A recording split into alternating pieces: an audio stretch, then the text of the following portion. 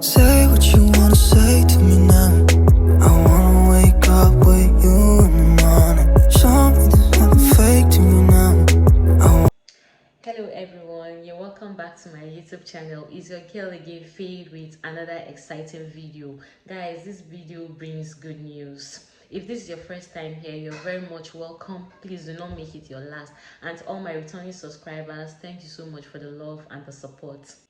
What I do on this channel, I share information for those who intend to migrate to the United Kingdom and give updates. I talk about my life here in the United Kingdom. So if these are the things that interest you, please kindly subscribe, hit the bell like button so you get notified whenever I post new videos. And please guys, share these videos. If you're an immigrant on the health and care worker visa or the skilled worker visa, that's the tier 2 visa. I'm not talking about the student visa, which is very much popular, so do not mistake this for that.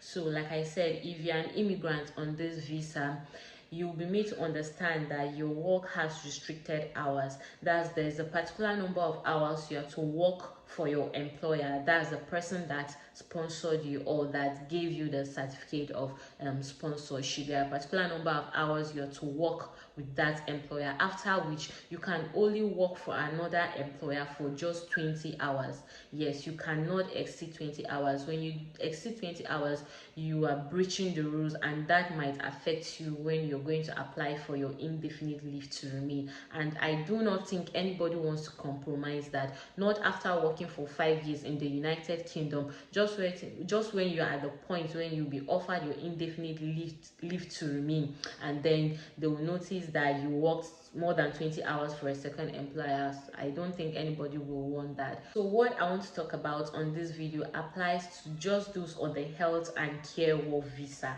Yes, so if you're on a skilled worker visa, this does not apply to you. That's, I'm talking about the nurses, I'm talking about doctors, I'm talking about carers. This is an update from the UK government concerning specifically this set of people on this visa.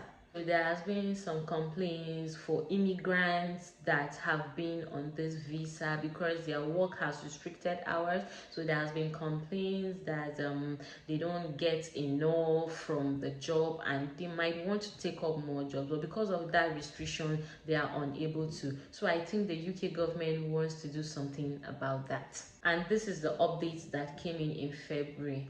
So I got to know about this update, but I wasn't quite sure about it and I really do not understand. So I made my own research, and that is why I've come to give this good news and this update on this video. The good news is that 24 hours you have to work for your second employer has been lifted up.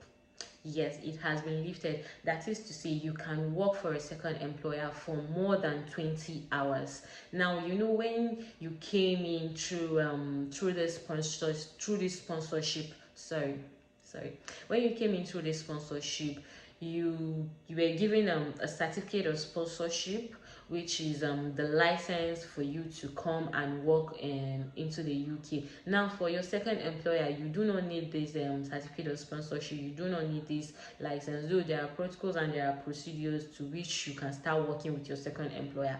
But that certificate of sponsorship, you do not need it, and you do not need to inform your first employer that you are working for a second employer for more than 20 hours. Even though it was just the 20 hours, you do not need to inform your first employer. So like I said, you can work more than 20 hours for your second employer, but it has to be within the field of the work you came into the UK to do. That is, if you're a nurse, you have to work as a nurse. If you're a doctor, likewise the same thing. If you're a carer, you have to work as a carer. You cannot do another work as outside the field that you came in to do. And you have to know that you still have to keep working for your main employer. That's the person that sponsored you, the person that offered you the certificate of sponsorship. You have to still keep working for that employer. You do not have to say, oh, because I can pick more than 20 hours shift, then I'll stop working for this my first employer and go ahead to work for your second employer. No, it does not work that way. You still have to keep that agreement by still working for your first employer while you take up more than 20 hours shift for your second employer.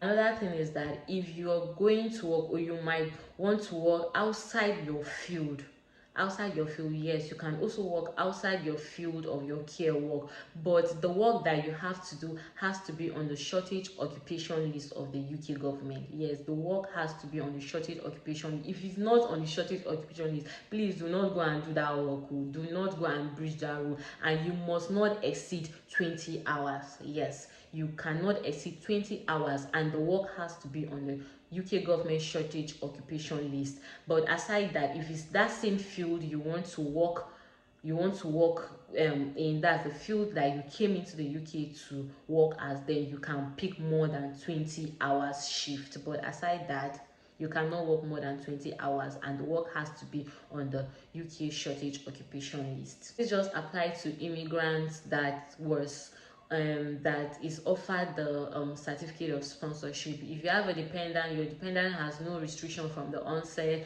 Your dependent can do as much work as possible and can do any work, not necessarily the work you do. Your dependent has the opportunity to do any work and to also pick as much shift as possible. And guys, this update is still under review by the UK government from now till August 26 or 27. I cannot remember the exact date, but kindly make your research so you can confirm your date and to make sure that you do not exceed the date or you do not breach the rule. So let's hope that this rule comes to stay by August.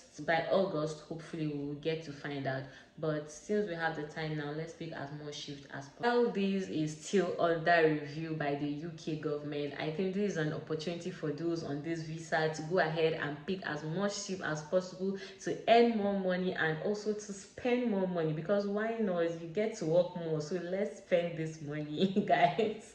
Yes, please. So go ahead, pick as much shift as possible, but do not forget, do not work and exceed the date. I think August, like I said, August 26th or 27th. So just be mindful of those dates. Like this video, kindly give this video a thumbs up, and I've come to the end of this video. See you guys in my next video. Bye.